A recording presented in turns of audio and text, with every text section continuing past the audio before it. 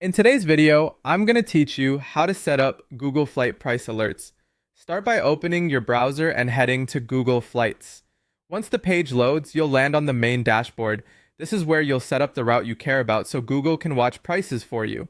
You'll see fields for your departure city, destination, dates, number of passengers, and travel class. Begin by entering your flight details. Type in your departure city and your destination. If they don't appear right away, keep typing and select the correct airport from the suggestions. Next, choose your travel dates.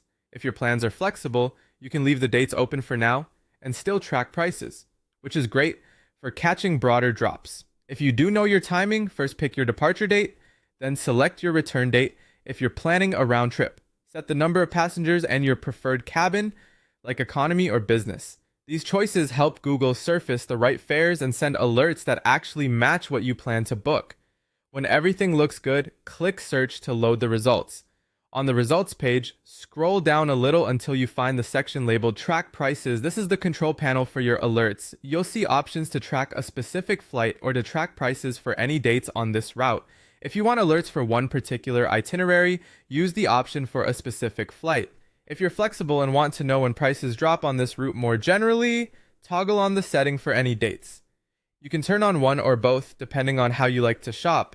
Alerts are sent via email, so make sure you're signed into your Google account. If you aren't, sign in now so your alerts can be delivered. After you toggle tracking on, look for a small confirmation message at the bottom of the page letting you know you'll get emails when prices are low for your route. To review or manage what you're tracking, click View.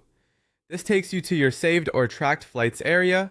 Here you'll notice that email notifications are toggled on. That means you're set, and Google will start watching prices for you. From this page, you can come back anytime to pause alerts, remove a route, or refine what you're tracking. That's it. With your alerts active, you'll get timely emails when fares drop, helping you book at the right moment without constantly checking prices yourself.